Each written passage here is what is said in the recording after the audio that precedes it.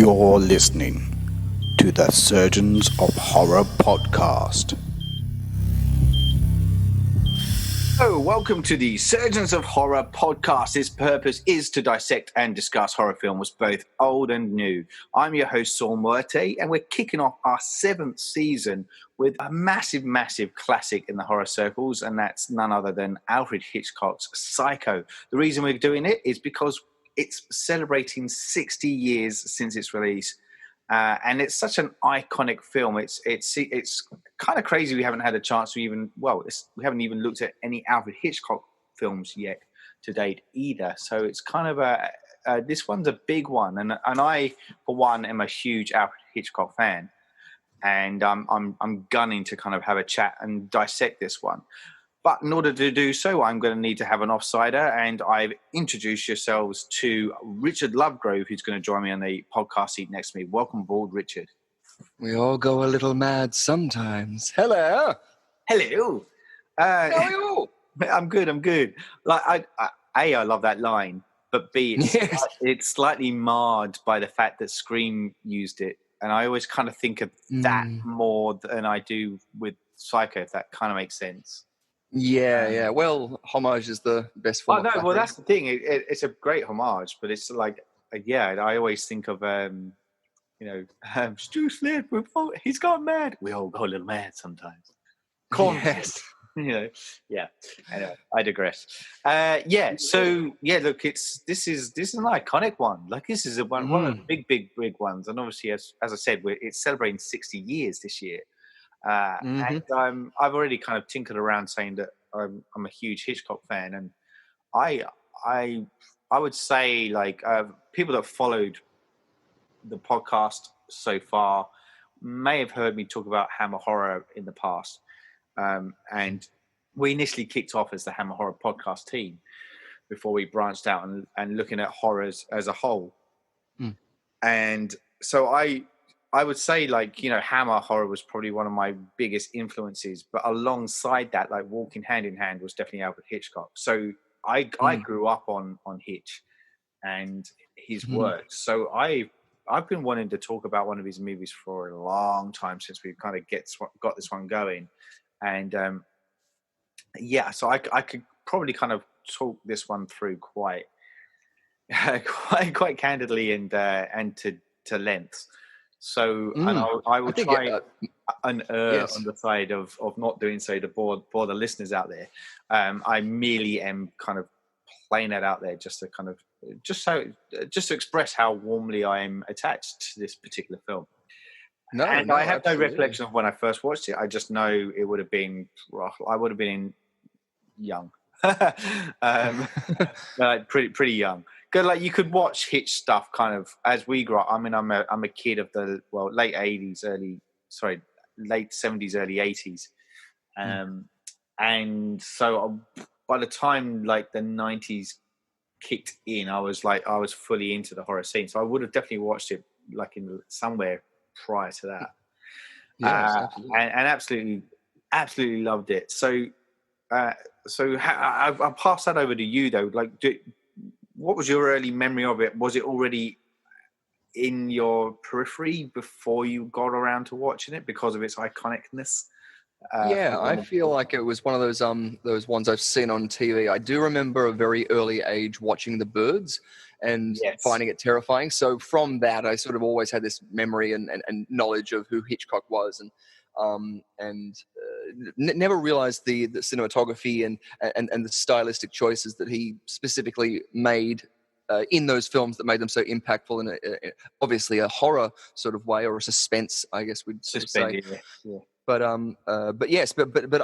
also really acknowledged who Hitchcock was as a director when seeing Rebecca, which was made in 1940, which was, I think, one of his first films in America, because he had come over from England at that point. And obviously, I'm assuming most of our listeners have seen Psycho, this film that we're going to be talking about today. But I would suggest them to check out Rebecca, because it's an absolutely brilliant film, and one of those early classics. But it was the first film that Alfred Hitchcock directed in America, I'm pretty sure. Yeah, no. Or one of those earlier ones.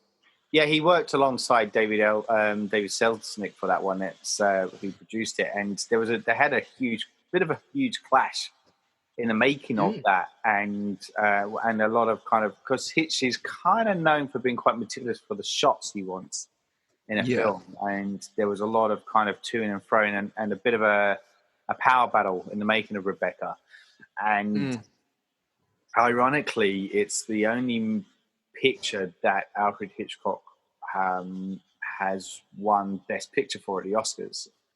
Oh, really? Wow! And yeah, so it's a pretty rare beast. But you are right that it was the first film that kind of got him into America, really. And much was the success of that film that kind of paved the way for him to have a bit more free license to go on to make other movies. Well, exactly. Like, and even with Psycho, he was scratched to sort of make this, and so he even took his a less salary than he would have taken for other films at the time, so that he could make this film. Because I guess not a lot of people believed in it. I did read somewhere that Alfred Hitchcock had intended it to be a comedy. I don't know if it was like, maybe early stages or something like that. But the connections you can see on behind the scenes footage and any documentaries, because this had a 6-minute trailer, I think it did, in cinemas, which was brilliant. It wasn't anything from the film. It was just some text, like some title cards, and Alfred Hitchcock touring the set and just talking about it. Yeah, but, that's great. Yeah, but you can sort of get a sense of his comedic side and his sense of humor in that. And I think most directors or writers of horror would probably have a good funny bone with them as well, because comedy and horror are intertwined, and it's a very fine line that you can have. And that's why some of the campy horror films are most popular, or at least in the cult status. Yeah, that's exactly right. And he was one of the ones that actually kind of famously said that there is a fine line between horror and comedy, and that he always, I want to say, I could be getting this wrong, but I want to say he always shot his horrors like comedies. So I think that's maybe that was it. Yeah, getting that kind of line from. Yeah, exactly. But it was one of those early films on TV that was on a lot, and so that was what was good about old Alfred Hitchcock films. You'd always get to see a couple of those on a Sunday afternoon. Yeah, that's right. So, like, for me, I was like, it was, especially in the UK, dreary kind of rain sodden kind of place. You'd hold up in your bedroom and just kind of watch some of his classic films. So very, very cool stuff. I remember it was definitely one of the films that in the early days, it was okay to watch that film. It was like, when someone was putting it on, it's just like, it's a black and white film. And you're like, oh, okay, it's one of those films. And you go, yeah, but this one's different. Yes. Like, this one you'll enjoy, or you'll get enwrapped with. And there's so many iconic moments that stick in people's heads. And that's what I mean. And like, it's a film that I think most people at least would know of the substance and have seen most scenes, if not the entire film in its chronological sort of pacing. But it spawned many sequels. Yes. And it's actually covered by Red Letter Media in one of their reviews. I think it was the collection of films of the Psycho franchise, and how it was one of the only, like, it had a through line. I think Jay says that it has a through line through the whole films, or at least the sense of one tale that's being told. It doesn't really feel like it's been one of those scripts that's been attached, or they've thrown the Psycho name on it just to get more seats or anything like that. And some of the films as well had Anthony Perkins himself directing. So it was, a great money maker for everyone involved. That's it.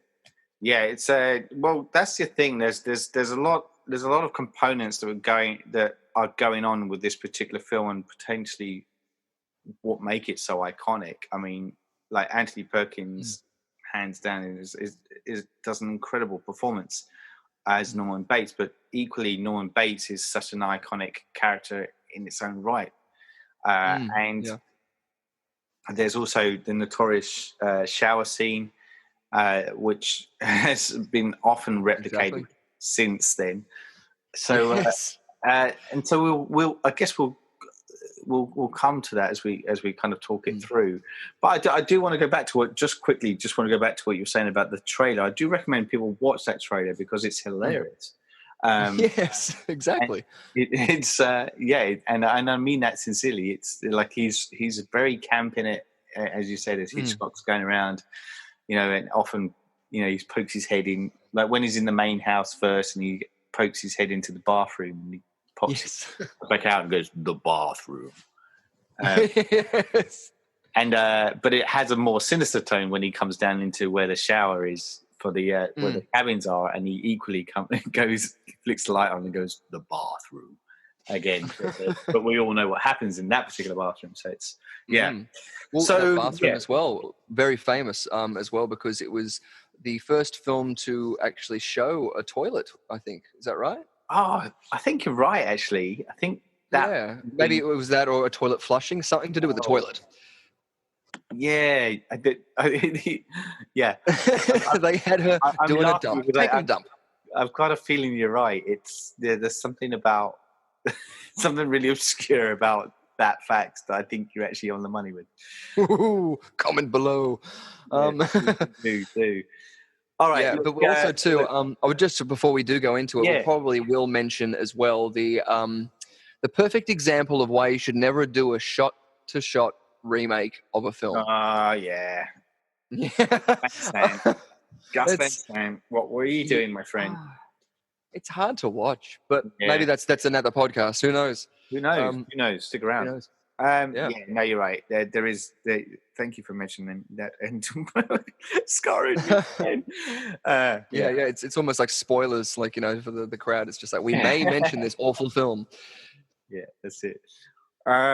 So you're right. There's been a few sequels. Oh, we didn't mention the series either, did we? Bates Motel, or did you? Oh, of course, the TV series with Elliot. Elliot. Ouch. Are you okay? Yes. Yes. I never realized how much E.T. actually sounds like Harvey Korman in the Star Wars Christmas special. There's a scene when he's doing this thing with, like, this is how you repair a kit or something like that. One of the Wookiee children is watching this tutorial how to do, and he pricks his finger with something and he goes, "Ouch." And I just remember, it's very E.T. like, "Ouch." Ouch. Nice. So welcome to Surgeons of Horror, where we do have massive segues, but we hope you enjoy it. Yes, they're fun to ride. They are. They're a fun journey. And maybe it's a window into our insanity, but we are horror fans through and through, and that's why we're jumping on board this one. And so let's start dissecting this one, because this, I guess, before we get into it, as I get into it, like this first sequence, the first kind of 20 minutes, half an hour of the movie, before it takes the massive shift, is very Dusk Till Dawn. Yeah, exactly. That's exactly where I was going to go with that. It's, for those that are familiar with From Dusk Till Dawn, it's got a very similar kind of massive shift in direction. So it was done before Tarantino and Rodriguez did. Did that, but and it's I take my hat off to it. I'm jumping ahead, but for me it's such a bold move, and we'll explain why when we get to it. So, but we do, when we first open up the film, we pick up in a hotel room in Phoenix. We get the whole kind of big kind of credit, like telling us that it's in Phoenix. It's on such and such a date, and it's at this time. And now we're going to slowly creep in through a window and watch these two couples make out on the bed. That's not creepy at all. No, it's great. So we see Marion Crane, who we are led to believe is our lead heroine, played by the great Janet Leigh. And she is hooking up with her kind of on-off lover, guy called Sam Loomis, not to be confused with the psychiatrist Sam Loomis from Halloween. And he is played by John Gavin. And so we kind of meet them, and they're having a bit of a bit of a catch up over her lunch break, essentially. And they're hitting it off, but then they have a bit of an argument about the future, essentially. And Marion's wanting to settle down with Sam, but Sam is concerned because he's heavily in debt, essentially, from a business that he's taken over from his father, and he's wants to do the right thing by her and doesn't feel like he can while he has this kind of burden over him with the money.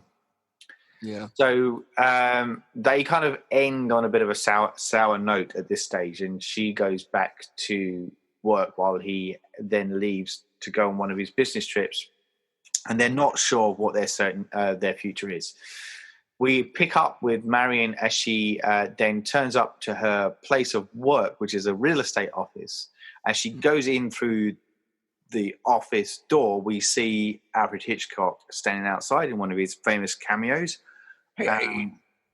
Yeah, and she comes in and she is equally greeted by another secretary who is actually played by Alfred Hitchcock's daughter, Pat. Carolyn. Yeah, a couple of big kind of moments there. So she comes in, and at this point, as they're kind of having a bit of banter, we then meet her boss, who comes in, Mr. Lowry, and he is accompanied by some kind of cowboy-looking dude called Cassidy, who has who's just bought a house from Lowry, and he's paid in cash $40,000. Back in the day when that wasn't creepy. Yeah, like I just got it in my pocket. Yes. Yeah, so, and he lays it on the table, the cash that is. And I might throw in a few innuendos here. So he's so he lays the money down. Like, he's a man of money, and he speaks, he talks money, and he doesn't care about money. He doesn't need a bank. He just carries money around. And he's basically Larry kind of tells Marion to put the money in the safe deposit box at the bank until Monday.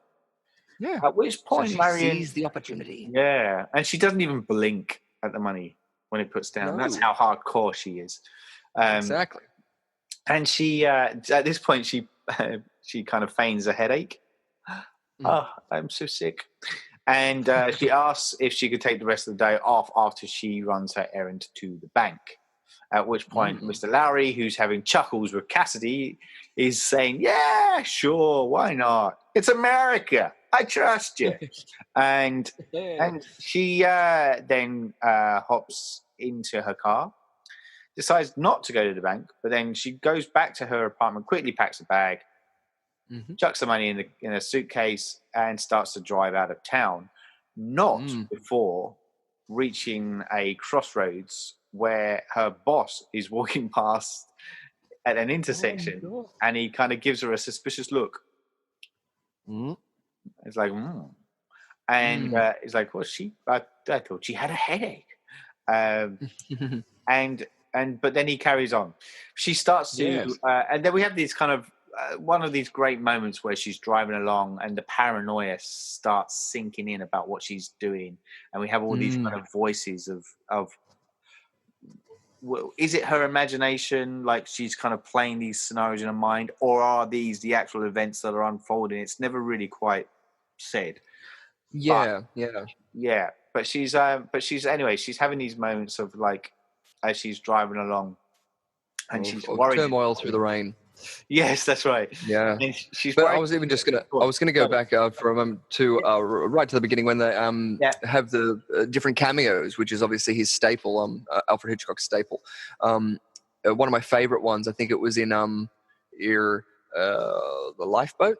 Where he obviously it's about people in a lifeboat, so you can't just have a cameo appearance in that. Like he's playing a shark or a whale. But he appears in the newspaper. He's apparently, I don't know if it's his name or his photo, I can't remember. But I remember it being in the paper. Yes, that's right. Yeah. That's how he got around. Fantastic cameos. Yeah, throughout all these films. Oh, I love it. I love it. I mean, but he's such a.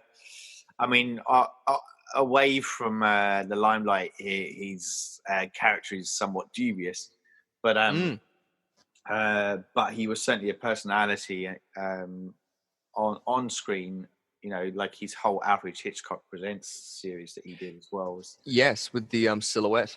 Yeah. So he was definitely a showman, I would say. Yeah, And that comes across in the many cameos that he does. Yeah. He's well. That's it. Exactly. It comes from his. I'm sure his sense of humor. Yes. Which again is just him going, well, I'm going to be there anyway. And it's not right. exploitative too. Even like, talking about homages as well. That scene where she pulls up, she's waiting at the lights, and she sees the boss. Yeah. I've seen a comparison video where Pulp Fiction in that scene where he is waiting and he's got that song, Marcellus Counting Wallace. Flowers on the Wall. And Marcellus Wallace, I think, is crossing the road and sees him and he hits him with his car. Marion Crane doesn't hit the boss. No, he doesn't hit the boss of the car, No. So what are we saying from this? Tarantino's a big Hitchcock fan? Maybe. Oh, I think so. I think that, you can definitely probably make a lot of comparisons for a lot of filmmakers, obviously, because it's the best thing for us to do is know that there is only a couple of stories that have ever been told, and nothing's original. So it's that idea of not copying it directly, but taking your own spin on it, and that's why. Yes, that's right. When it's purposeful and done well, I mean, it only aids in the storytelling, and so how can you say it shouldn't be there? And shots like that, as in, because it's so simple. But you look at his Alfred Hitchcock's interviews that he has, and he'll make comparisons where he says, you see a couple at a picnic looking over and smiling, or something like that. Or he elaborates a lot of it, a beautiful young girl and everything like this. Then you cut to a baby, and then you cut back to the couple and what you think of it, or something like that. No, that was it. And a man is looking from left to right on camera, or something like that, and then we cut to a family or something like that, and it cuts back to him smiling. It's fine, but we cut to him and he's looking at a baby or like a sexy woman or something like that. We have a different sort of perception of who his character is purely by what we showed in that intercut. Yes. Yeah. So a brilliant storyteller like Kubrick, who we've discussed in the past. Right. Yeah. And I think people who know how to use the lens and tell the stories they can on film will end up making shots so similar, not even knowing that they're actually doing the same shot or a similar shot. And because there are only so limited angles and stuff like that, you're bound to hit, that a couple of times. But we've got Driving in the Rain to the fantastic score. Which is Bernard Herrmann, is that right? Bernard Herrmann, yeah. Yes. Which we've discussed as well in our Reanimator, obviously, because the the very similar score in that with a very sort of hip 80s beat behind it. That's right. We're releasing Reanimator in our next podcast. If you're listening to this in order, that is. But you're right. There's a lot of similarity between score. Now, we say the Psycho theme as well, because I love music compositions and musical scores. And whenever I do trivia, I always like saying questions like you play a piece of music like da da da dun dun dun dun dun dun da da da dun, and you say, whose theme is that? And most people say Forrest Gump. But it's actually the Feathers theme. It's the feather right at the beginning, that little CG feather that's flying through the sky. Hedwig's theme is Harry Potter's theme. In this, everyone thinks that the Psycho theme is which we'll eventually get to, but it's again about parody. Violins. Most people think Bernard Herrmann was paying homage to, I think it was Stravinsky, who has a very similar thing. Now, back when Carter 95 was a thing, I remember going through all the multimedia, and that was like one little 30-second clip of this. And it was very similar. And it's scary and it's great. And so I'm thinking like that, because obviously John Williams and things has used classical music before. So many other composers like Hans Zimmer and things like that, I'm sure would have played homage even if it was just in a symbolic sense. But the Psycho theme is a beautiful theme when you listen to it. Yeah, it's great. So got a lovely sort of melody and flow to it. Yeah, it's a beautiful thing. It's like Yeah, it's a great little moment, and it's this just kind of like this slow kind of meandering kind of build up as well. It's that as it plays out, it's yeah, and sorry. it plays it plays again in this sequence here when she's driving through the rain. Yeah, yes. And it's now playing this sort of paranoia, but it always seems like it's got momentum behind it. Like, as in it feels like just keep going when you're listening to it. And it's very, very tune-in dosing as well, because you can't see out of the front window. And anyone who's driven in rain like that, where it's just pouring on and the windshield wipers aren't doing anything, it's terrifying. Yes. So you can get this sense of real panic from that. Right. That's and right. also from shot sizes, so from a cinematography point of view, just by cutting, and every time you are cutting into it, you're cutting from a mid shot, then to a close up, then to an extreme close up, and intercutting what the person is seeing, which of course is affecting them. Yeah, that's right. And so and I guess, like, as we already said, there's that she's already in this kind of state of paranoia that we can tell as she's escaping. There's a moment where, so basically she kind of drives through the night in this moment, and then she parks alongside the road to kind of get some sleep. And then when morning breaks, this highway patrolman kind of turns up. And he kind of stops her to investigate her stopped car, essentially, when waking her up. And she kind of feels a bit, obviously, he's on edge at the arrival of this kind of patrolman. And he looks at her license and registration, as he would do, takes note of her plate number, and allows her to go on. But he kind of follows her in the car. And this is where she's realizing that the car could give her away as to who she is, because she's obviously trying to skip town with this money.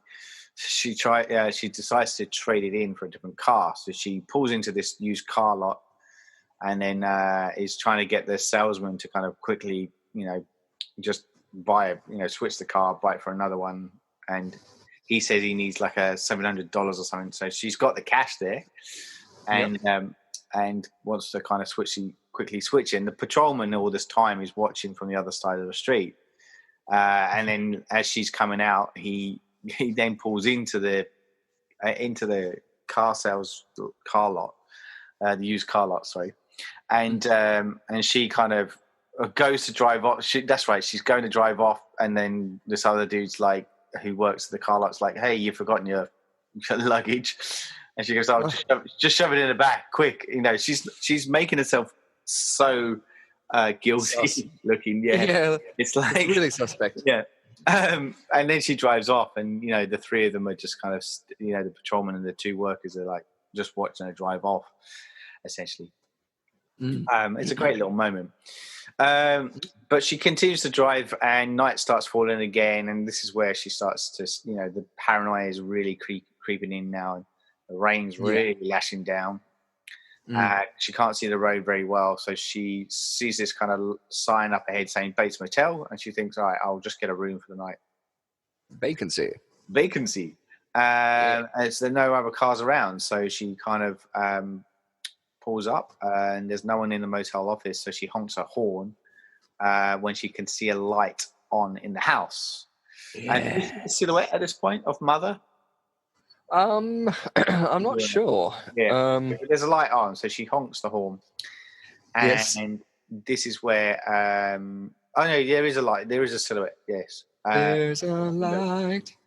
Yes, and then she sees someone dashing down the path to her, and at which point she's introduced to Norman Bates, played by Alex Perkins, as we had once said. And he's this very soft-spoken, kind of very shy, kind of quirky guy, and he's quite chatty for a shy person, awkward, but he's like, Mother, and but he's basically says that he's lived in this kind of large house with his mum, so it's just the two of them, and he also mentions how they rarely get guests anymore because of the new interstate bypass, which has bypassed the local highway. And this is where Marion realizes that she must have taken a wrong turn at some point too, because she's no longer on the new interstate. So she's still a bit nervous about being tracked by the police. So she registers under a false name, and I think she puts Samuels or something like that because it's her boyfriend's name. That's right. And then Norman, there's this great moment where Norman goes to grab a key from one of the middle cabins, and he pauses, and then he grabs the room number 1. So there's something in there, isn't there, that already he's instinctively kind of setting up a potential scene to occur. It's interesting too that it shows him even from a later on down the sort of route when you've got the study of horror film icons. Yeah, but his choice instinctively was to go for the middle room. Yes. So it's and then he goes over to there. So he's not necessarily thinking in that sort of way. He's already in that thing of now going, well, I better do what Mom wants. Yeah, that's it. So he grabs the key to number 1, and he then escorts her into the room. She asks him about food, and he's like, oh, well, Fairvale is only 15 odd miles away, and that's where she's actually heading to. And she's like, oh, okay. It seems a bit far, but he then says, well, I'm just about to have supper myself. If you want to join me, up in the main house. And so she agrees. So she then starts to unpack, and there's this whole moment where she's trying to work out where to hide the money, and she ends up putting it inside a newspaper and puts it on the bedside table. Roll up newspaper. And at this point, she then overhears an argument coming from the house between Norman and his mum. And Mother Bates has a very low opinion of women, and doesn't want Norman to associate with those kind of women. And so, Norman, put your penis away. And so... I guess I should say this later on, but it is interesting how he can manipulate his voice that well. Yes. He's got very good ventriloquism. And to project it. That's what I mean, yeah. To throw his voice from outside inside a house, yeah. He's standing at the window with a megaphone. So whispering into a little tin cup that's got a string going in there. Yeah, so that's it. So then at which point big arguments happen between Norman and his mom. Norman returns to the motel with sandwiches and milk. Sandwiches. And invites Marion to join him in the parlor, which is just behind where the register is of the motel. And so she kind of agrees, goes back in there, and there's stuffed birds everywhere. Look at the fucking stuffed birds. What's with the stuffed birds already? Stuffed birds. Yes, taxidermy. It's taxidermy, yeah, which is He's been hiding a secret. Yes. I like stuffing birds. And he he kind of says it started off as a hobby, but it's I can't remember the exact quote, but it's something like, he's talking about, because that they don't have many guests these days, it's kind of like his job. But I like it. It pleases me. Yes. So then he so they have this kind of chat basically over the sandwiches, but he's like, oh, at which point he does this thing where he says, oh no, you eat, you have it all, I'm not hungry. Like alarm bells, yes. The whole reason that he said about inviting her for supper is that he was in the middle of making something. He was going to eat dinner, he hasn't had it yet. So anyway, so they're having a conversation, and this is where Norman initially starts saying about how he feels a bit trapped. by his mum. And at the point where Marion starts kind of interpreting that and talking about it, he retracts really quite quickly and starts defending his mum. And it was quite a massive about turn where it's like feeling guilty for even thinking the way he was thinking. And and it's like, it can be hard living with mum and her madness, but we all go a little mad sometimes. So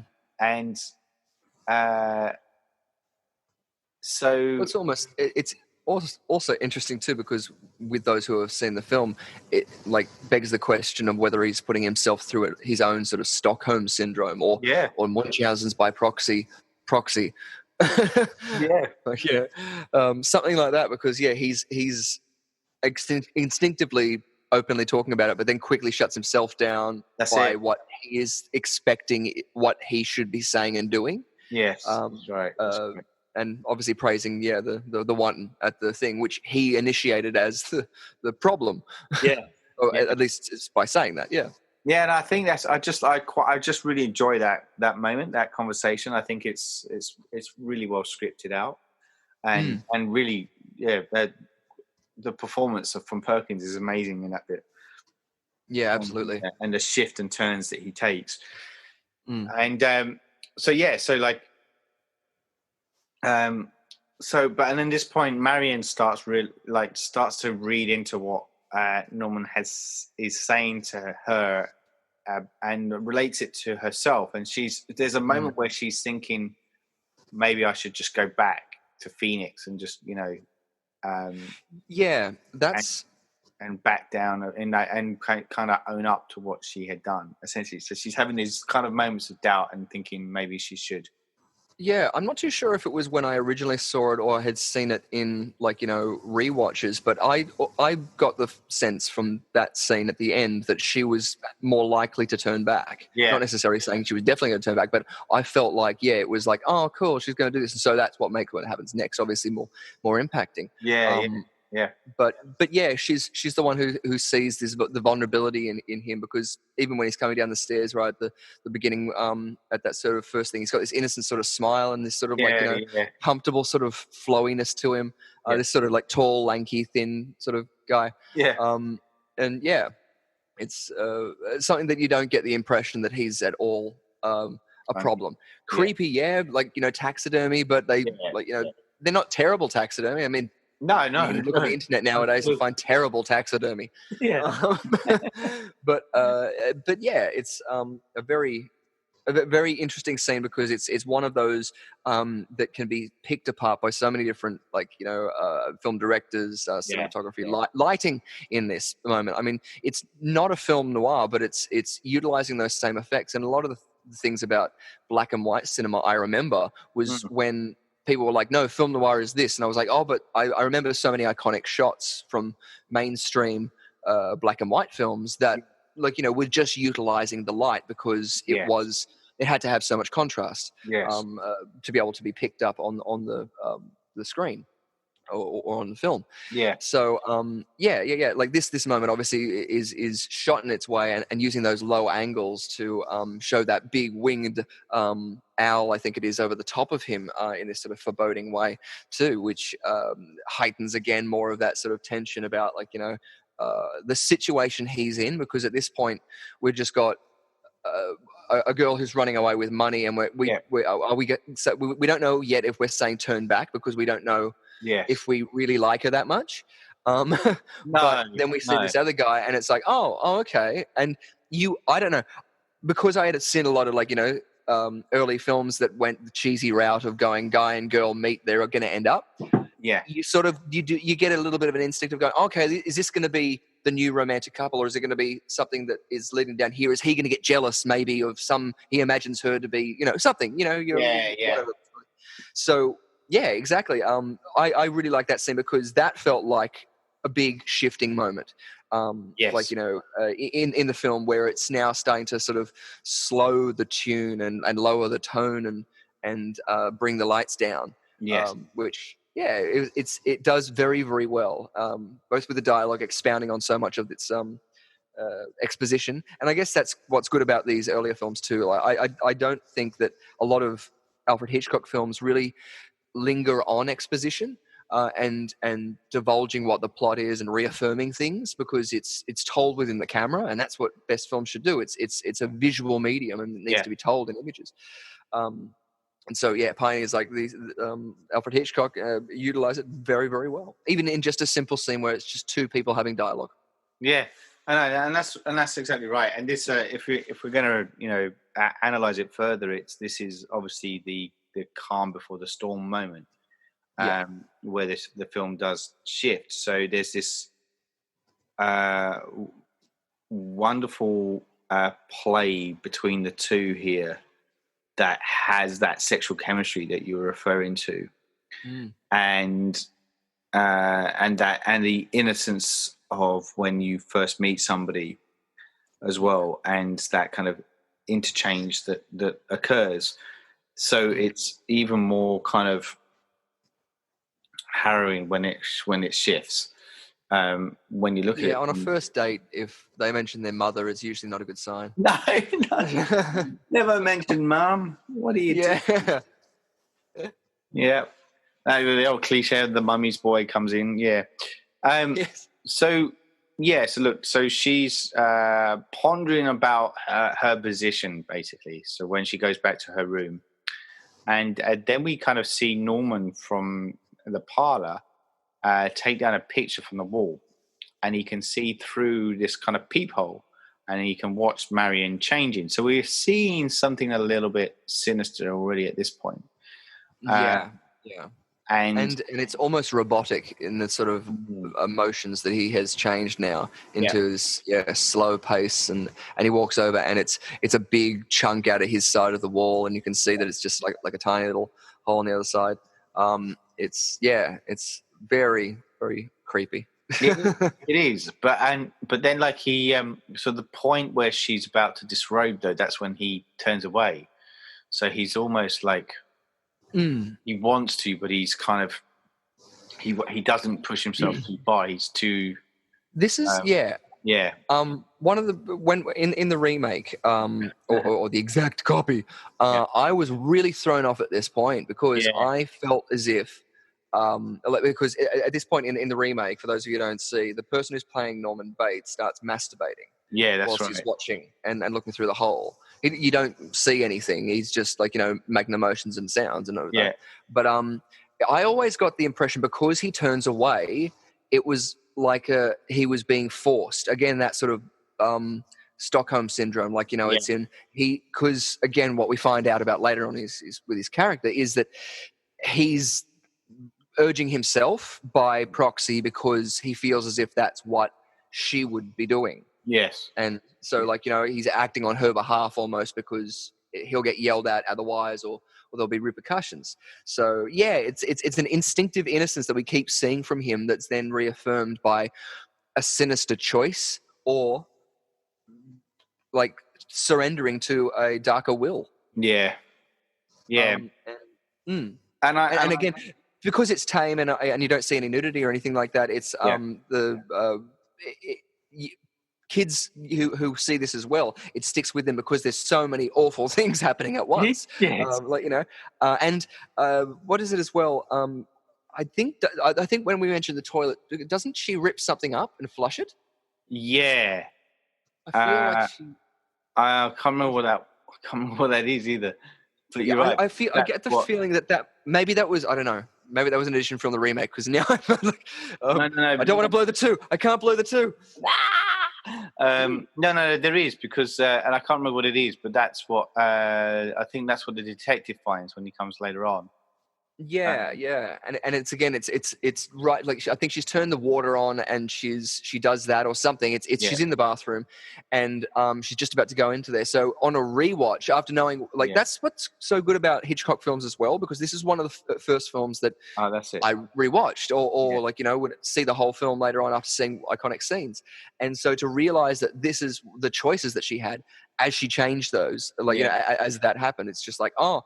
That's probably why I got the impression that she was going to turn back by whatever she flushed in the toilet. That's what Maybe. I just remember what it is. Like, so she sits down and she's working out her figures, and she's working out at this point how she can repay the $700 that she spent That's right. for the car.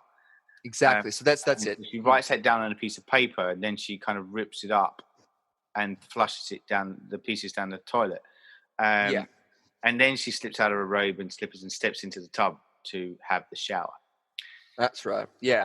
So yeah, exactly. Yeah. It's that sort of like final choice, you know, she's going to go back. And so now she's like, you know, that innocent trope again. Yeah. So yes. Yeah. Now we feel for her again. That's right. We're like, oh, okay. Oh, yeah. Not so cold and calculating after all. And yeah, so she's having this shower, and then we get, this is the infamous scene. So at which point, from behind the shower curtain, we see a figure approaching, pulling back the shower curtain, and it's kind of shadowed figure of an old woman with a large knife. Marion screams, and then the blade is lifted high into the air and strikes and strikes and strikes. We get the crescendo of music that that has become synonymous with Psycho, with this use of ostinato. Basically, it's the same repetitive pitch over and over. Shrieks. Yeah, and so and the blade comes down, striking. As I said, and Marion can't escape because she's in a shower, and with the blows of the knife, and this attack continues until her killer leaves, and then Marion falls down, reaches for the shower curtain. This is such a beautiful. I love this whole sequence. Yeah, he reaches for the shower curtain, which kind of rips under her weight. And then she falls over the edge of the tub, and we have this kind of shot of her blood kind of flowing down the drain, and the focus of the camera goes straight onto her eye, as like this kind of staring down the camera as it zooms closer and closer and closer onto her eye, and almost as if she's in mid-breath, like, you know, mid-intake. Been taken, her breath's been taken away. But yes, and the pacing of that, even I loved the slow movements that she sort of slowly slinks down the wall and reaches out, and again, even that too, like she reaches out and you don't see the shower curtain, and then you realize she's reaching for the shower curtain. But the pace as well at which the assailant fled the room too is like, you know. Yeah, you get a very interesting sort of take on who this woman is. This sort of like prim, proper, high bunned, old school woman that you would imagine living in that house. Yes, that's right. Exactly. The sense, like, it's so tastefully done as well, because, like, you know, there's shots where it's right over the top and insinuates nudity, but we don't see anything. No. And even just those quick shortcuts of the blade right on the belly with a line of blood or something like that. And one of my favorite parodies of this scene is High Fidelity, High Anxiety. Oh, High Anxiety. Okay, sorry. High Anxiety, yes. Mel Brooks. What are you saying, National Lampoons? Yeah, I thought you were going to say National Lampoon's Vacation. I can't remember that one. Chevy Chase kind of... a great film. I remember all the Wally World stuff. Yeah. There's a bit where the wife is Beverly D'Angelo, who's in the shower, and he comes up with a banana. I think he's. No. You know, in High Anxiety, what is it? Mel Brooks is the main character who is suffering from high anxiety, and he's a very prolific psychiatrist, and he's gone to a hotel for this seminar he's going to be speaking at, and he's all worried, and so he, in a very quick and short tone, says to the bellboy, "You need to bring me the paper, the paper." And so he's just like, "Okay, I'll get you the paper." And so he goes inside. Mel Brooks has a shower. It's right at the top of the building, so he looks over the edge, and he's got all this vertigo from that. It's High Anxiety is obviously a homage to Alfred Hitchcock films, of course. So he has all these tropes in it. But whilst he's taking the shower, this is when the bellboy slowly comes in with the silhouette, opens the thing, and goes, "Here's your paper! Here's your paper! Here's your paper!" So you get this shrieking similar sort of effect. And he stabs him with the paper. He falls down in the thing, pulls the shower curtain, and the ink from the the newspaper is the thing that's running down the drain. Nice. But brilliantly done, and that's what I mean. A beautiful homage to it. We get the joke, and it also plays that in a nostalgic tone. But even as a trivia thing as well, I'm pretty sure. I'm thinking off the fly here, but the thing used for blood in that scene, was it chocolate sauce? Corn syrup? Or was it ink itself? Yeah, I'm not sure. That's a good point. Ooh, comment below. Comment below. Let us know. I do want to add on your comment though about like, you know, how you were saying it was tastefully done and there's no nudity scene. At least to my memory, maybe I saw. No. That's what I want to touch on, right? So, so the film when Hitchcock brought it in front of the execs to watch it, they were so assured, or they were so confident that they saw nudity. They were like, you can't do that. Like, you know, it's like there's, you know, there's boobs or whatever it was that they thought they'd see. Bums and stuff. Yeah, and Hitchcock said, no, it's not. There's nothing there. It's the illusion of it is there because the cuts are so quick that you think you're seeing blah blah blah. And they were like, no, you got to change it. And so he was like, fine. So he took it away, brought back the print, hadn't touched anything to it, and said, there you go. And they said, oh yeah, that's much better. So it's so it's one of those kind of and that's a bit of a often happens with editors these days where they get people go, no, you got to take that bit out, and they pretend to have done it, and they go, how about that? And they go, oh yeah, that's better, and they haven't actually done anything. But yeah, that's basically what Hitchcock had done. Well, I guess that's also like forcing the best compliment for an editor when they don't realize it's been edited. yeah, that's right. Yeah, that's right. So, what was I going to say with that? So, and I, when I was a bit younger, I went on to Universal Studios. Yes. And that was one of the things that they showed you how that scene was made as well, which was kind of really cool. I thought that was one of my highlights. Oh, yes. Now, which you went to the Universal Studios in Hollywood? Sorry, not Hollywood, LA? The LA one, that's right. Yeah. Now, I'm pretty sure that that Hitchcock, was it The House? There's a great documentary on YouTube by a guy who discusses the origins of that house. Yes. Whether it's the one from the film or whether it was actually taken from the streets that you also go on the tour where you see the Munsters house and you see... I don't know the name of the show, but it's something like, 3 for a dozen or what was it? Beaver Knows Best or something, one of those style shows where it was their house. Yeah. It wasn't necessarily the Munsters house, but I think the Burbs house as well is around there, the Tom Hanks film. Yeah, that's right. But yeah, there's the documentary discusses and shows a lot of photos with timestamps where it suggests that it's actually one of those houses that's been repurposed up on the top of the hill because it's been there for so long out in the weather. It's obviously got to be replaced, and I'm pretty sure it's just a facade, or at least it's a very minimal set. I seem to remember, like, when we were going round, you could see the house up on the hill, but obviously, like, you don't actually go up to it. You just kind of. From my memory, I'm pretty sure we drove up past the Bates Motel. Right. And I feel like I think we did too. Yeah. Yeah, and you see that because on the other side of that, of course, is a whole bunch of other stuff. I think there's the set from The Lost World, which I was really excited to see, and I only saw it as we were going past it because I was like, oh, it's that film, but they didn't mention it on the big speaker, and it's just like, come on, I wish you're doing this stuff. But so much of that Universal lot has changed. I think the whole Jaws section has had a rework. Yes. And much to Steven Spielberg's dismay, which it's sad, he goes for a tour around on like a golf cart with this guy and discusses all of these things about his first intern days on the lot and the cheeky things he would do, and him walking in on, who was it?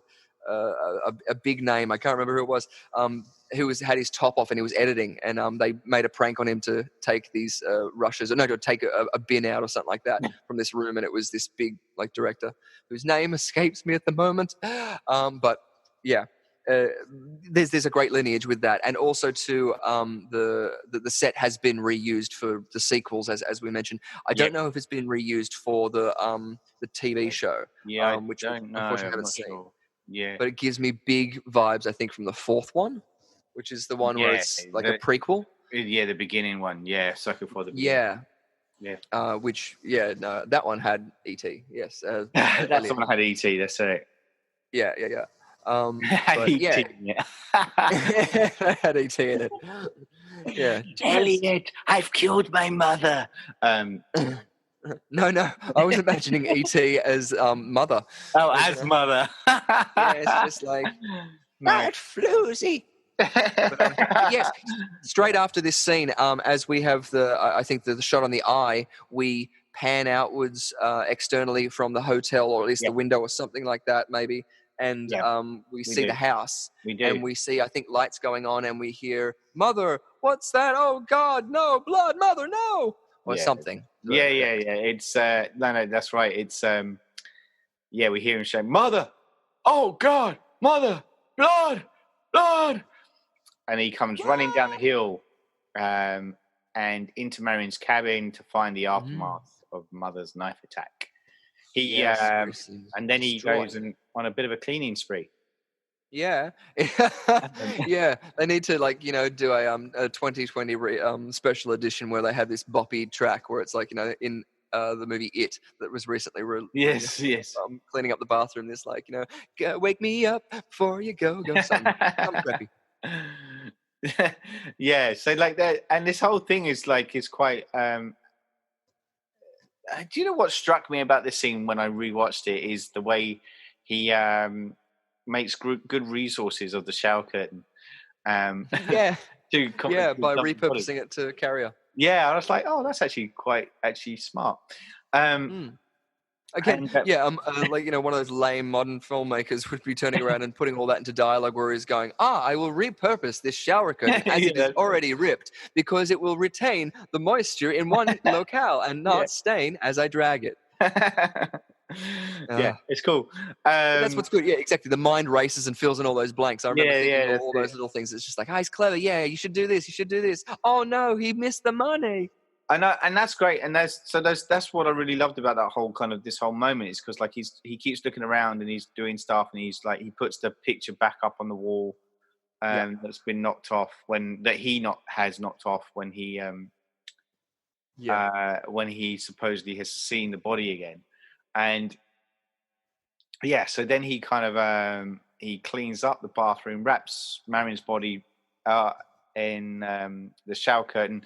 He goes to her car and reverses it up so then he can then open up the trunk and throw her body into the trunk of the car, gathers up all the belongings in her belongings and throws it into the trunk as well.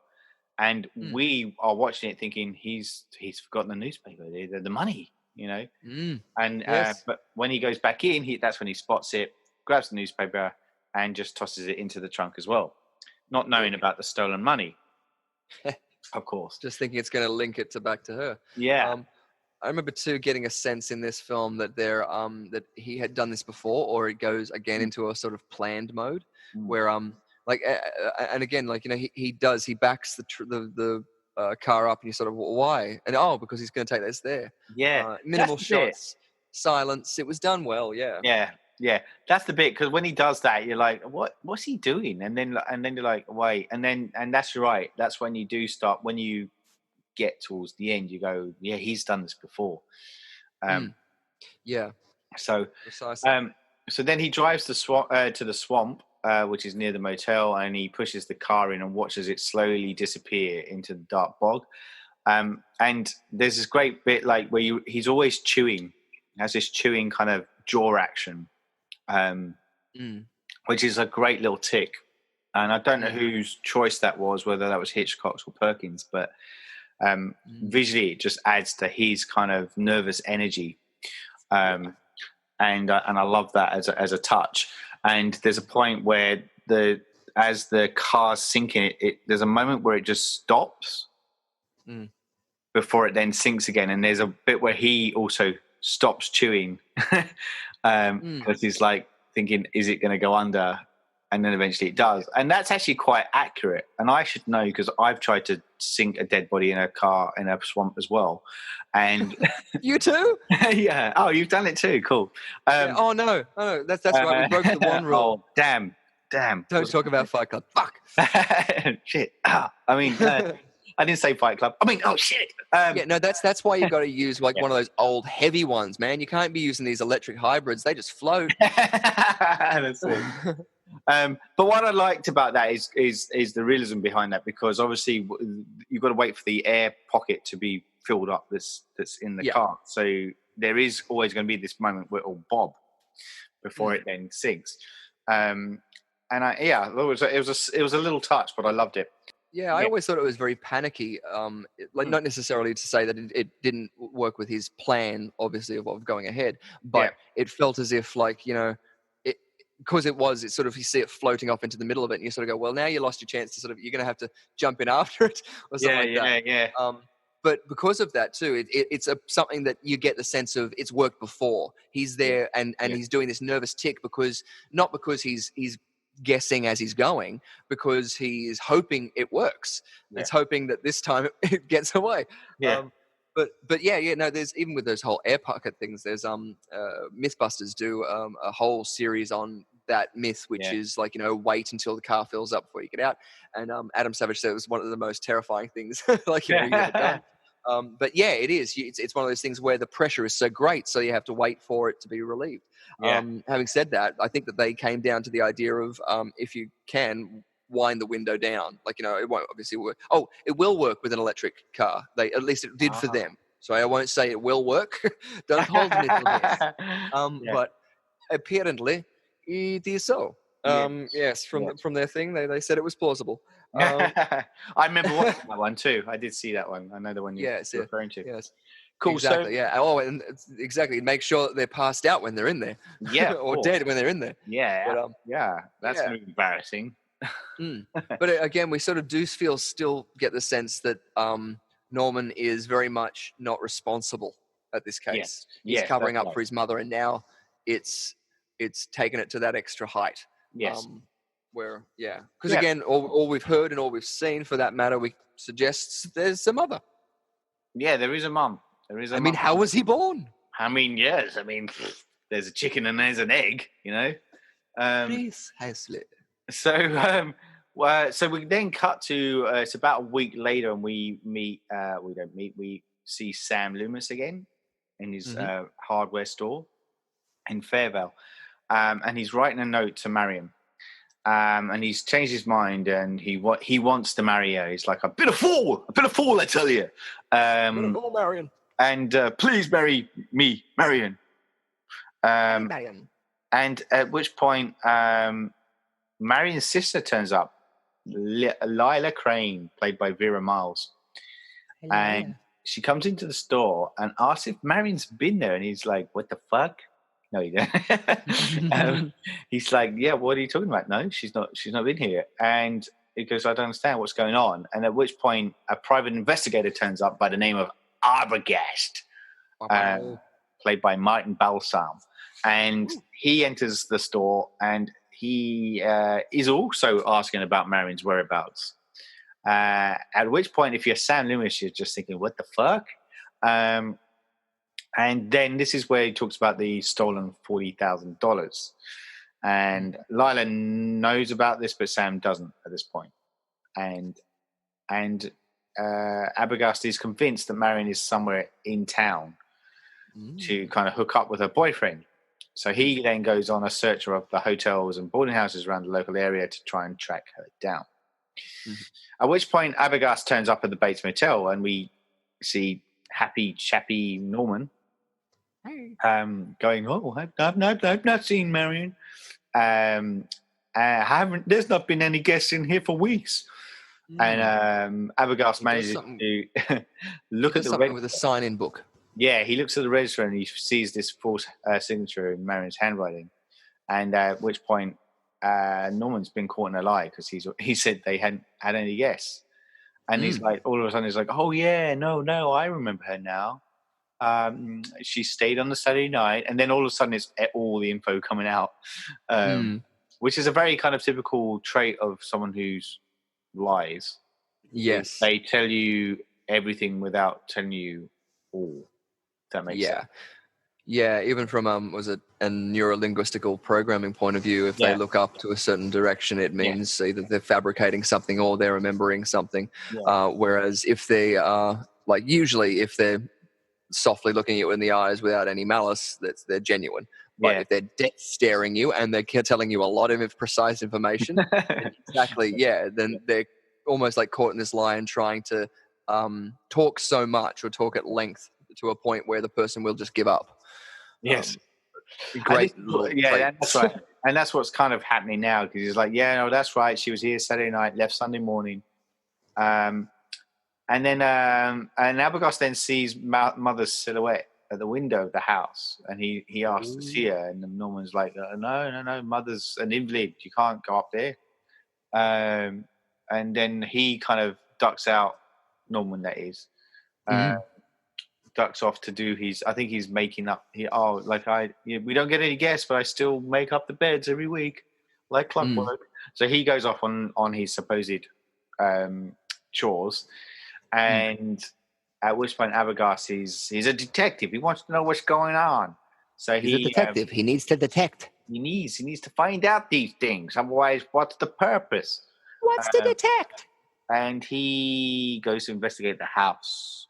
This is the first time we go in the house, and we see him coming through the door. Yes, because he's determined to talk to her. And hold on! But before he does that, he phones Sam and Lila up. Oh, I missed a bit. I think he leaves. He must leave first and then comes back, because he goes. Excuse me a second. Yeah. I think it was something like that. Yeah, I forgot a bit.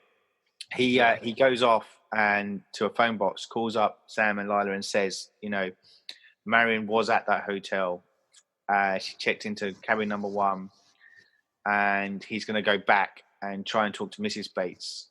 But when he gets back to the motel and looks in the office and the parlor, to see if no one's there, he spots the motel is safe. The motel's safe, which is standing open. Then he heads up to the house and goes inside.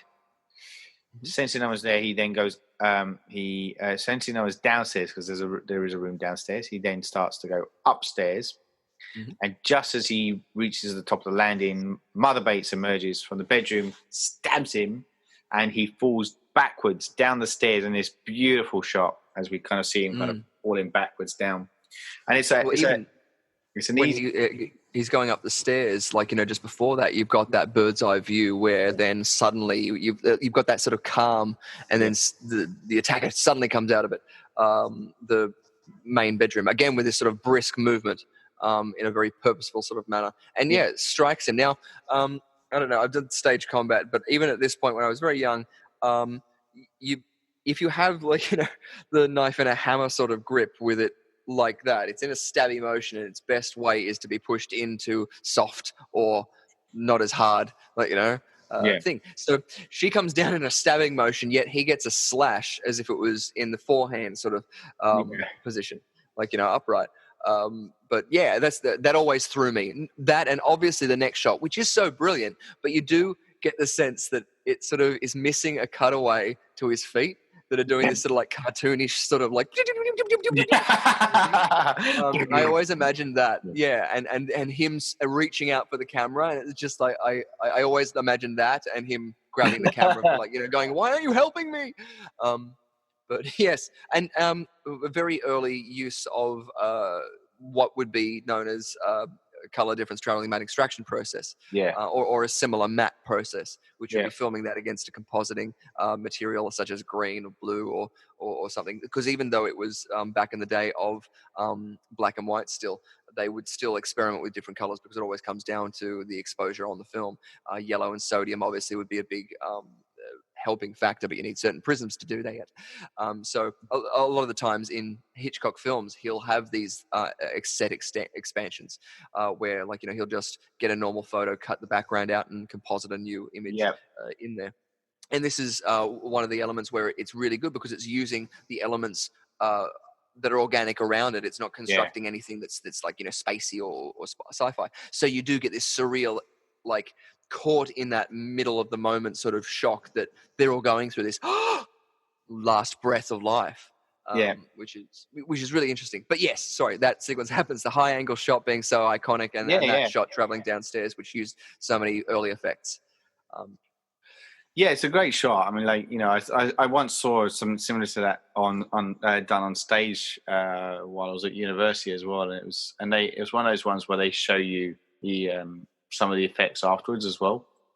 Oh yeah, which was really cool. So it's kind of like, just moving like the back, basically the background upwards, so it looks like they're falling when they're not, and that they're attached to a rope as well, which you don't realize as well. So they slowly go backwards as well.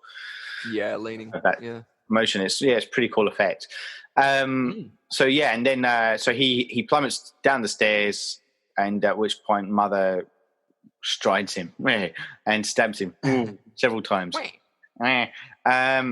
And then we cut back to the hardware store where Lila and Sam have been waiting for Abigail to return hours ago, and they have a big conversation about it. And Lila's like, we should go. Something's wrong. Something's happened. And Sam's like, well, he'll be here. He said he was going to be here. And she goes, it's been 3 hours. And he's like, yeah, all right, Matt, you're right. Let's go find out what's going on. So they try and call, but there's no answer. And because Norman's out at the swamp and dumping another body. And this is where, that's also where Sam goes on his own. That's right. Sorry, I forgot. Sam turns up at the motel first, and then he's calling out for Abergast. And Norman doesn't hear it because he's dumping Abergast's body in the swamp. Sam comes back to the store and tells Lila that there's no one there. There was no Abergast, there's no Bates, there's no old lady, there's no man with a banjo. So Sam suggests they go and talk to Sheriff Chambers. The sheriff of not in Sheriff's Chambers. No, ooh, hello. No. And he to report Abergast has gone missing. And at the house, the sheriff's house, Chambers is with his wife, and they listen to Sam and Lila tell the story.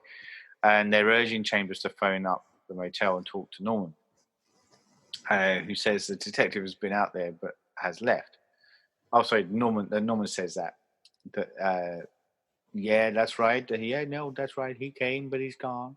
And when Lila presses Chambers about the mum, we should talk to the mum. Chambers tells them that Norman's mother has been dead and buried for the past 10 years, having poisoned her lover and herself in the only murder-suicide Fairwell's living memory.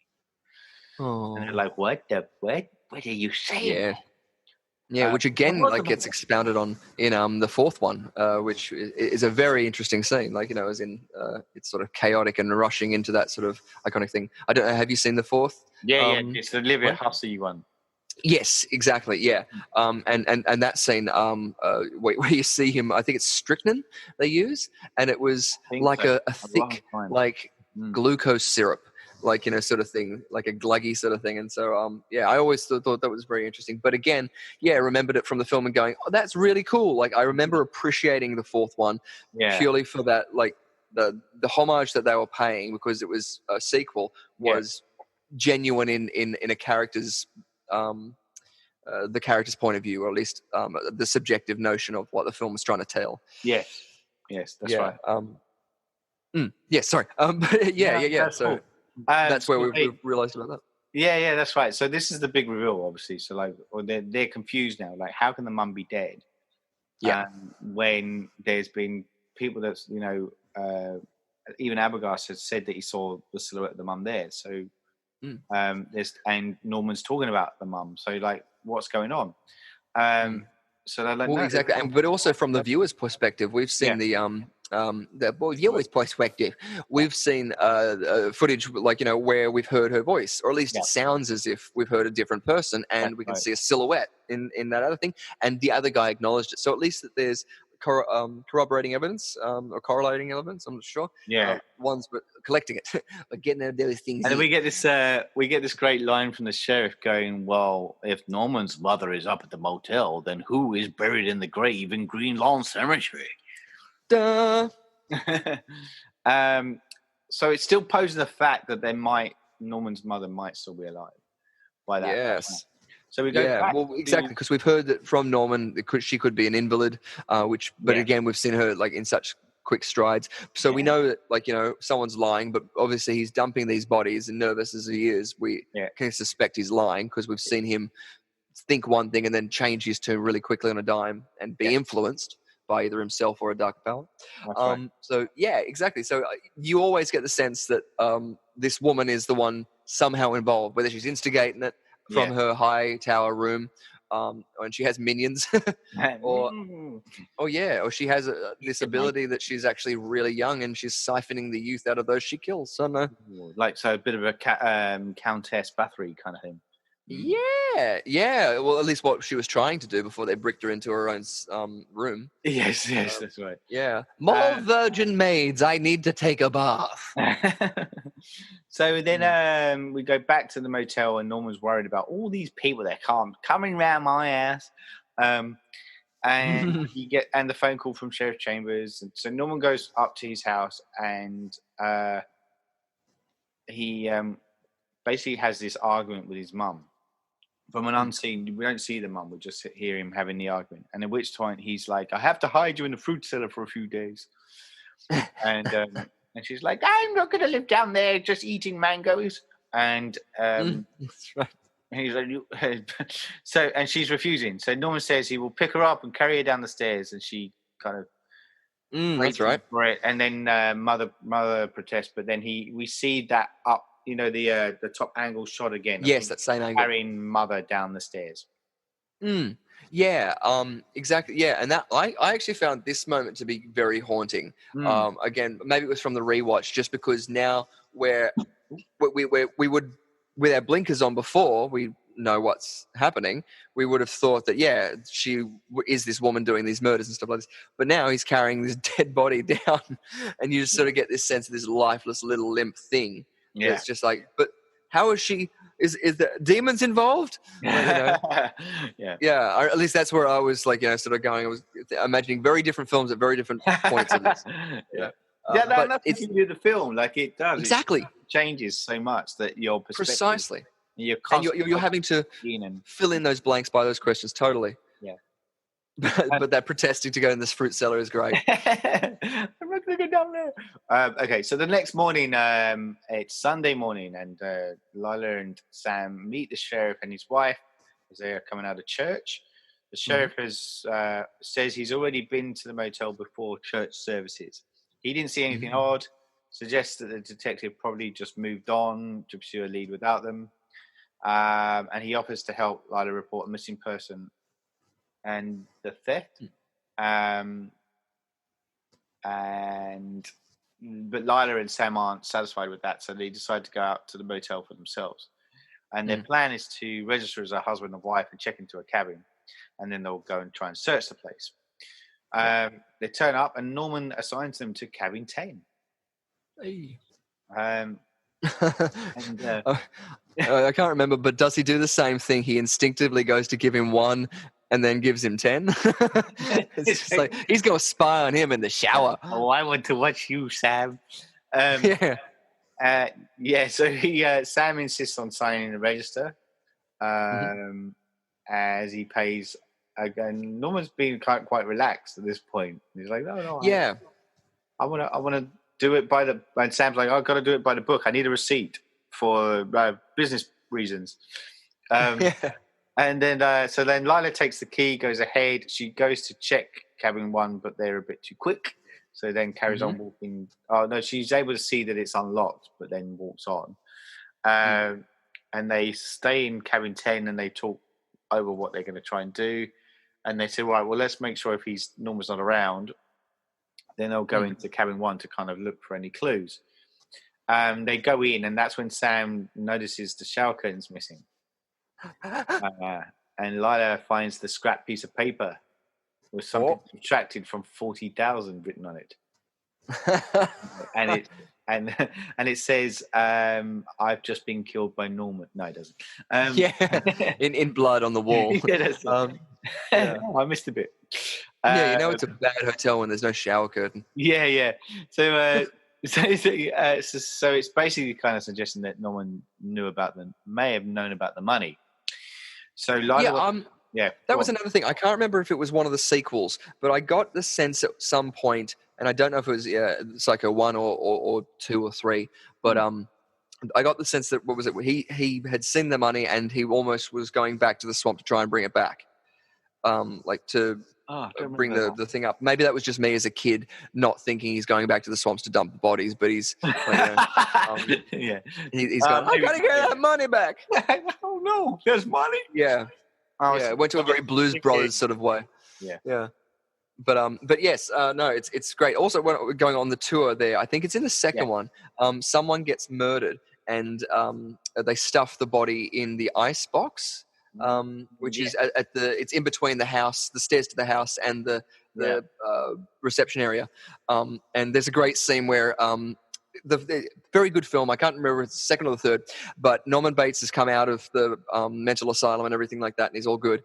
And he is still paranoid that he's not okay to go back into society. And so he goes back to the hotel, starts to run it. Someone I think he befriends or is a guest in the hotel, starts killing people, and stuffing them in places that he finds them, and he thinks, oh shit, I've done this again. I've blacked out. Oh my God. And so he keeps hiding the bodies, and it's almost comical, and that's what I mean. Like, there's always something in any of these sequels. There's something that you can take away and go, oh well, I'm glad at least I saw it. That's another thing in there. Oh, and there's a cool death, I think, in a telephone box. Is that right? In the second one. Anyway, but yes, sorry. But also, terrible cleaner if there's a piece of paper that somebody's found and he hasn't been able to get rid of that. And don't flush pieces of paper like that down the toilet. It's not toilet paper, kids. No, it's going to clog up the system. Exactly. Yeah, eat it instead so it clogs up your system. Yeah. Eat the shit. I mean, the more you know. No, don't eat your shit. Don't eat shit. So basically, Lila wants to talk to the old lady who's living in the house. She wants Sam to distract Norman while she goes up there. And so Sam tries to say, no, this is crazy. You can't do that. She's sick. But then he decides to go with it anyway. He finds Norman in the office and engages him in a conversation while Lila then goes up to the house. She enters and looks through all the rooms upstairs. She goes into Mother's bedroom, which is filled with all these kind of clothes from the looks like a Victorian era. And the outline of a woman's body is deeply impressed in the old mattress. Yeah, it's very deep and set. Very deep. Into the thing. Yeah, and anyone I think who's ever had like one of those things imprinted in a couch or something like that, like a butt print or something like that. Yeah. You know the effort that the time that takes. It's not just you put something heavy there and it's like a memory pillow or something like that. That's but no, right. But also too, even just in the associations as well. I remember this scene being a comparison to Ed Gein, the serial killer. Who he killed his father, I think, and he killed his mother, or something like that, and he was left with a house, but he didn't pay any of the bills, so he lived in darkness, and he would kill people and make like furniture out of them, tables and lamps. I think in his house there was a torso just sitting in the hallway, and stuff like that. So and Ed Gein, of course, caves and things like that, wasn't it? Like. Yeah, maybe, yeah. But what was it? Ed Gein, of course, was also one that was paid homage in, or at least inspired certain aspects of the Texas Chainsaw Massacre. Yeah, that's right. That's right. And so many other films. I mean, like Silence of the Lambs. I mean, elements of that. I guess that's more of a Ted Bundy thing. But it's interesting to see these parallels and how they're like sort of in real life. We see fiction so crudely so parallel. like Robert Bloch, who wrote the novel for Psycho, wrote it about 2 years after the Ed Gein kind of thing happened. Yeah.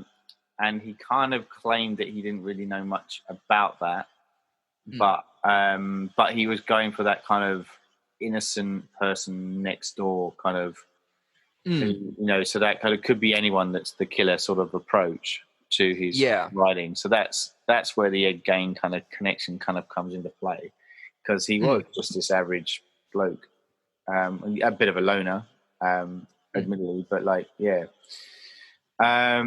so yeah, you're right, and has gone on his habits, for want of a better word, has gone on to be kind of replicated in numerous films, like you said. Exactly, and this, of course, the homage in this being the what's it called? The praising of the mother, putting on the pedestal, even in death, like, treating them as they're alive. That's right. And things like that, propping them up in the window so that they can see out and stuff like that.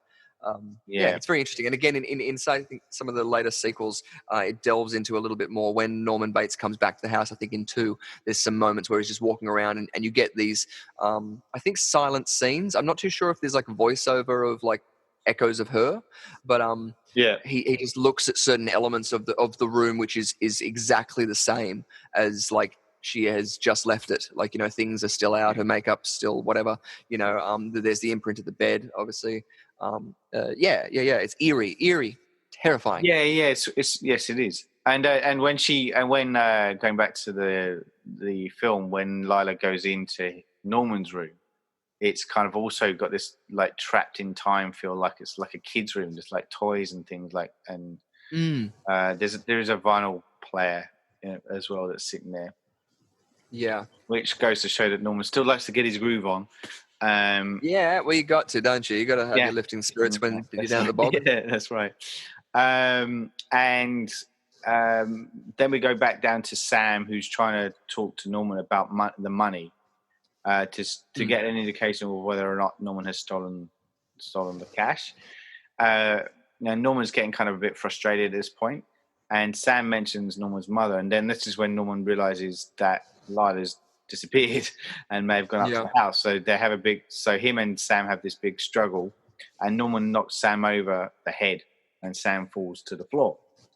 At which point Lila is then coming down the stairs, and that's when she sees Norman running towards the front door. So she ducks down behind the stairs, behind the to the cellar steps. And sees a big sign saying "free mangoes." No, she doesn't. My obsession with mangoes. Mangoes. And she realizes there's a set of steps, so there's actually another room she's not noticed before. So she goes down to investigate, and then when she gets to the bottom of the steps, and she kind of goes in and walks into what's kind of like this kind of storage area. And she sees what looks like an old woman sitting in a chair facing the wall. And she whispers, "Mrs. Bates." But the woman doesn't respond. She taps the woman on the shoulder, and the chair does this kind of swivel round. And you see like this desiccated remains of like an old woman, basically. And with an almost near skeletal kind of mummified look to her. Yeah, well, she hasn't been preserved. She's literally just been sort of like allowed to sit there and dry out. Yeah. But she's been kept as well, I guess. It looks like she was probably kept in pretty good nick until she started to dry out excessively. Yes. But he's still putting wigs on her. Is there the suggestion that he's using his taxidermy skills on Mother at all, or is that? I don't get that impression from that iconic shot, because when she does get turned around there, it's she's clearly not terrifying. Yeah. As in, and also too, I think it might have been an invasiveness that he didn't go, because again it was sort of like he left everything waiting for her to return. So it feels almost like a hope rather than a creepy, like, I don't know.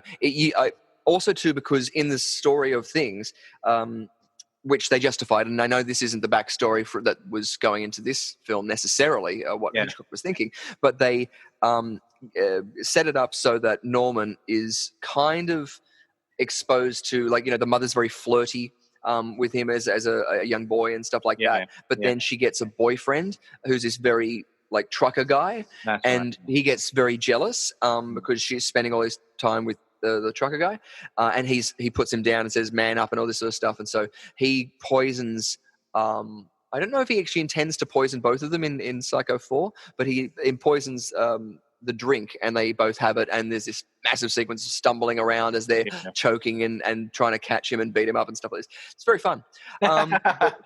But yeah, like, as in, that's what I liked about that too, was I got, again, that sense of going, yeah, maybe he could start taxiderming other people he's meaninglessly killing, but it's this invasiveness and this purity that he just wants to stay away from. Like, as in, he's like, mother was pure, so I'm not going to do anything like that. Because, if you've ever seen anything about like what funeral directors do and presenting bodies even just for the display of the dead, I mean, it's some pretty full-on stuff. It's like squeamish as well, because you're working with dead loved ones. But having said that, certain ways to force mouths to be closed and puff up and stuff like that, it's just terrifying. But so we get this moment. Now, what was fantastic about this too is you've got this tension, this suspense, because there's this chase sequence almost happening where she's in the middle of hiding from Norman, who we now think is at least going to take you to mother or do something like that. Like he can't be trusted, and it's like, but he's not really that concerning. But she goes downstairs, and it's that stark light all over the top. It's just that bulb on a string. And walks up, and as she slowly turns it, she walks back and hits her head against the light, which starts flying back and forth. That's a great moment. Awesome. Little thing along there. But even, I was just going to mention as well, the I never realized it, but when you mentioned the room with Norman's room, or at least where he sleeps, and it's just one of those couches. It's just like a very thin single mattress with, like, a kid's quilt and a big teddy bear, a big bunny actually, but it's very, very minimal. Which it was. That's right. It feels like it's enforcing that Stockholm syndrome, that sort of like, okay, well, this is what he feels like he deserves. That's right. So fly that around. So she screams, flying around, the light bulb's kind of flicking around, and then that moment, there's when we see this old woman enter the door, wielding a large knife, blocking the only escape route from the cellar. And at that moment, Sam kind of comes in and grabs the woman, but as the wig falls away, it's revealed that it's Norman dressed up as his mum. I remember as well, as a kid, that I didn't realize. Maybe it was racism. Me just seeing a different face on the same Caucasian person. But when he came in in the dress, I didn't know it was Norman. I didn't default go it was Norman. But I didn't know. I knew it wasn't the mother because she's just been turned around dead. But when he lifts it up, his face is almost so different that we've overseen it. So it's this contortedness, which is brilliant, because then he gets tackled and everything like this, and once the wig comes off, and he's rolling around, sort of writhing, and half giving up. Exactly. It's you find out that it's Norman. Brilliant in that moment. That's right. And then we get to our kind of climax, and so it's kind of later on in the evening, and we're at the police station, and we hear everything from the psychiatrist's point of view, essentially, who's come in, and he's basically we don't see. There's a shot where we see, I think one of them goes to take a blanket. Is that right? Anyway, I might be jumping ahead. I think he said he asked for a blanket because he's cold. That's right. So, and then so we're hearing everything from the psychiatrist. So this is the bit. This is like the Poirot moment where what's happened before. Now, that's what I was saying before about, like, the exposition dumps aren't necessarily in Hitchcock films. Whereas I think this in another trivia thing it was a bone of contention, and the producers or someone else said, no, we've got to put something like this in there. At the end. Yeah. As like a closer, because even in The Shining, there was supposed to be another scene, or at least it was filmed. There's shots from on the set. I think it was the last day of filming in a hospital where Jack Torrance is supposed to be mentioned, and whatever is happening with Danny. But yeah, it's interesting. Yeah, no, it is. And exposition dumps, they'll still make the film. I mean, it was black and white. You kind of what they did. I get why doing that. I mean, I also see the reason why someone might choose not to do it, but exactly, I think it's needed to explain a few things here. And he's like, and it is very psycho talk. And he's like talking about like Norman's mother is a split personality essentially, like so. But the Norman personality doesn't exist anymore, and because the mother personality is stronger, and that's taken over.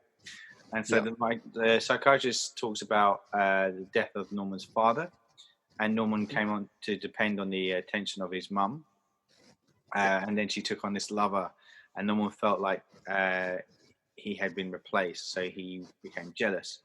And this is where he mentions about how he poisoned both his mum and the lover, but then became so consumed with guilt over that crime, he then stole his mum's corpse and started to treat it and preserve it as best as he could. And then, but that illusion wasn't enough. So, like, to keep his mum alive. So then, like, he started to fabricate conversations with her in his mind. So, like, he then started to think and speak for her. And he'd walk around starting to wear her clothes, and the wig and stuff started happening. And at times he could be both personalities at the same time, carrying on the conversations. And other times the mother half would be the dominant half and take over completely. So he was never all Norman, it was his point. But he was often only mother. Norman's mother personality was pathologically jealous of Norman. So whenever Norman met somebody, like a female, then she would, that he was attracted to, then she would also be jealous. And that's what drove her to then kill Marion. And he mentions here, like, most likely other women before her. So he's kind of hinting that, there were other deaths. Yeah. So basically that's kind of what he's saying. Then we kind of go to this locked room, and we see this is another great shot of him, the way he's just positioned just off to one side, sitting there not moving, and it's all done as a voiceover, as mother's voice. He's talking through the thoughts, and she wants to basically kind of show how harmless she is by sitting completely still. And then we see this fly kind of land on his hand, and he kind of looks at it and doesn't do anything. And there's that whole thing about, like, see, Norman. He's so innocent. He's so gentle. Why, he wouldn't even hurt that fly. Yeah, that's great. And there's this great little smirk on his face that comes on at that point, and it's like the final image as it kind of falls away. Well, no, I think it stays on him in this sort of like a tighter than mid shot, but right. He slightly smirks in this sort of like down forehead position, but it slowly transitions over at a skull, and I'm not sure if it's the picture of the mother's skull. I think it is. Because it's the teeth that definitely come through. It's very subtly done, but it's exactly, the opacity would be very low on it, and then it transitions into the chain link pulling like into the foreground and pulling out of the bog. The car. They dumped car. And then we get the close credits. End of the film. Psycho.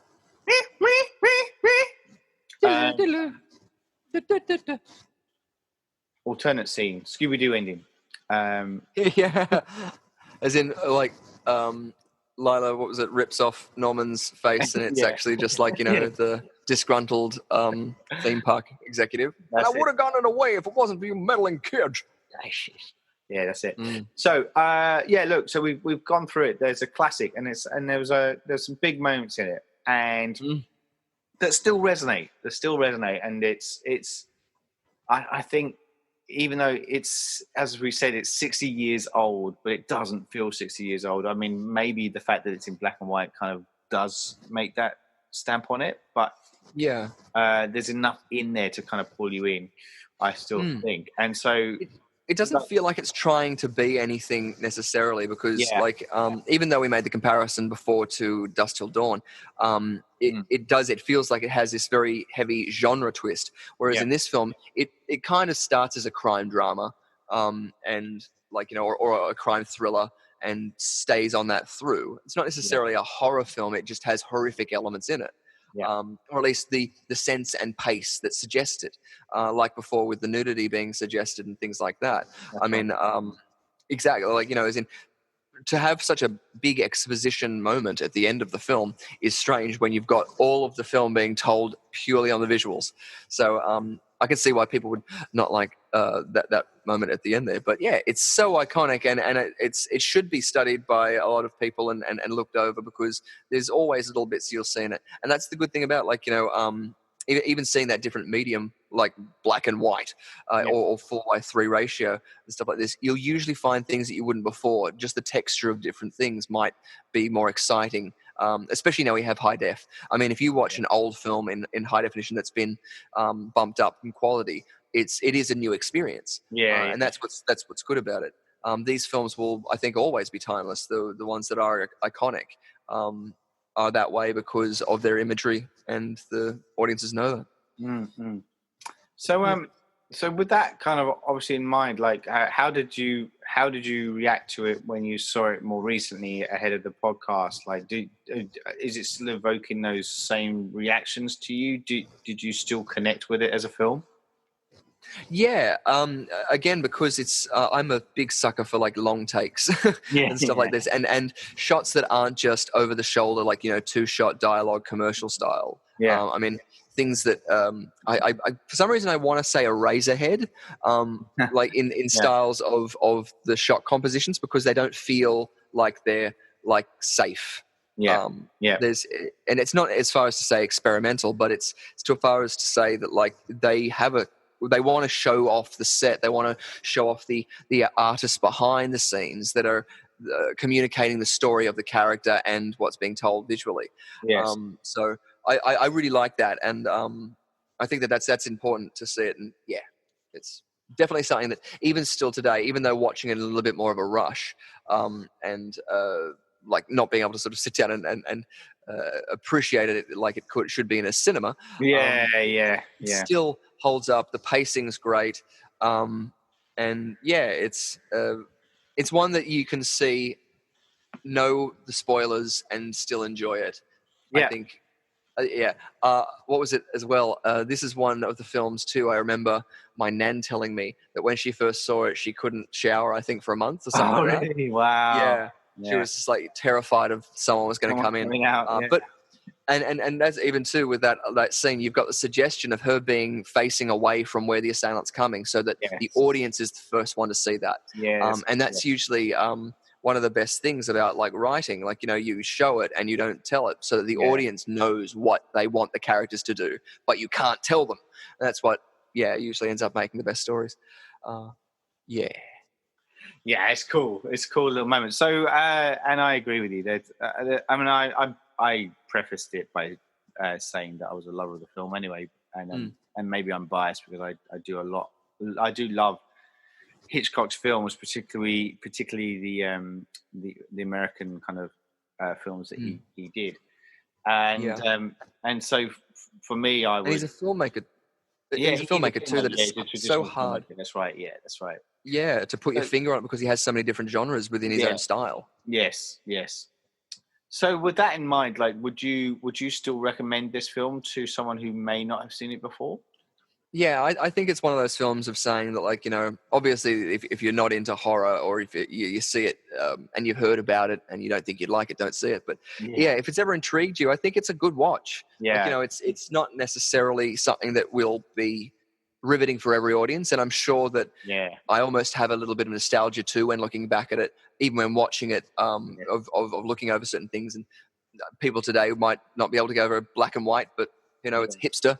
But I think it's for film school, for like actors, especially for cinematographers, gaffers, lighting people, and things like this. It's very interesting. Yeah.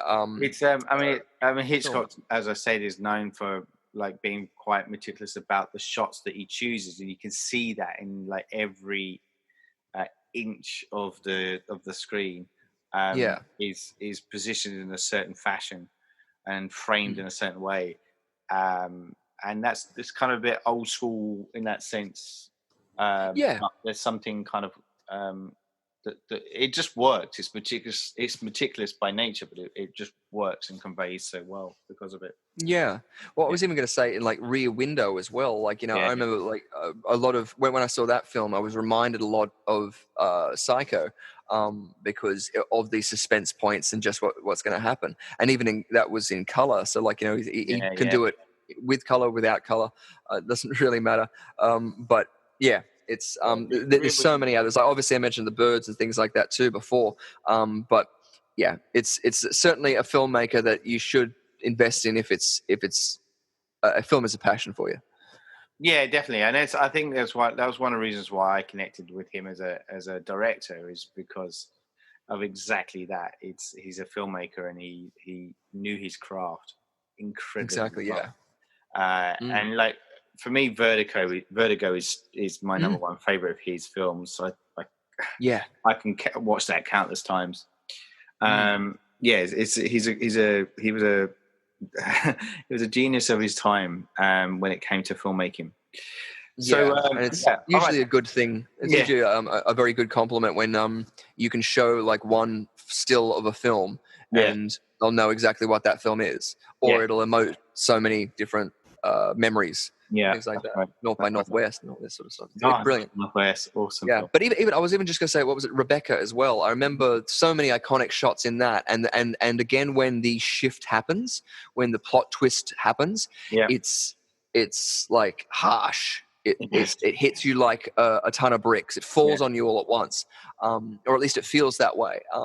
And so it's even from those experimenting days of him going, cool, now what can I do? By explaining this, it's the pioneers of their own vision. When it was, I guess, allowed to be explored. Hopefully after COVID, we'll be able to go back to exploring again. Who knows? Yeah, it'd be interesting world that we are in. Right? Comment below if you think so. So, all right, look, so we've nutted through this one, and it's been a pleasure talking with you on this one, Richard. Yes, thank you. You too. As I said, 60 years in the making, or since it was made. And and I've really enjoyed kind of nutting through this one. And I think it's been a couple of years since I've watched it too. So I really enjoyed kind of sticking it back on again and watching it again. And I was watching it with my wife, and it's one of those rare movies that my wife and I will watch together with stuff as well. So it was kind of cool to have that moment and watch the film. So it's a good one, and I've really enjoyed it. So so podcast. Go on, Sorry, no, I was just even going to say it is a good one to watch with a partner. Like, you know, obviously horror films are always sort of good, but it being a classic horror film, it doesn't, you know, you're not going to get a schlocky experience from this film. At least I feel. I'm sure there'd be people who might disagree and stuff, but it does feel like it is, if someone, your partner hasn't seen it, I would, suggest if you're not doing anything on a Halloween to chuck it on, because then you'll be able to say, we saw it and we liked it, we didn't like it, or I don't know, it'll emote something. If not, it'll get you cuddles. I hope it will. I mean, like, it'll be interesting to see if anyone hasn't watched it and get them to kind of go out and watch it. Let us know your thoughts. Like, do you think we're stark raving mad and going, you old fogies trapped in? Or more interesting, it'd be really interesting to find out if anyone's seen the sequels, or like if they're a fan of the sequels and they haven't seen the original. Yeah, true. I think that'd be nigh impossible. Yeah, I'd reckon you wouldn't have been able to. Anyway, it'd be interesting. We've talked about it too, about potentially opening up that conversation and looking at the other films down the track at some point, and we may well do that. As we have done with other franchises, it might be quite an interesting journey to take. But that will be for another day. Until then, thanks for listening to us out there and tuning in, as always, to the Surgeons of Horror podcast. I've been your host, Saul Muerte, joined by the delightful Richard Lovegrove on this one. Until then, goodbye. We'll see you in room 10 at the Bates Motel. At least it's not room 1. Don't want to be masturbating over me. Oh, no, that's a good point, actually. Do you want? We can change. Yeah, let's do it. You're listening to the Surgeons of Horror podcast. Music supplied by Peter Nezik. For more discussions or podcasts, head over to surgeonsofhorror.com or head over to our Facebook and Twitter sites for the latest news and updates.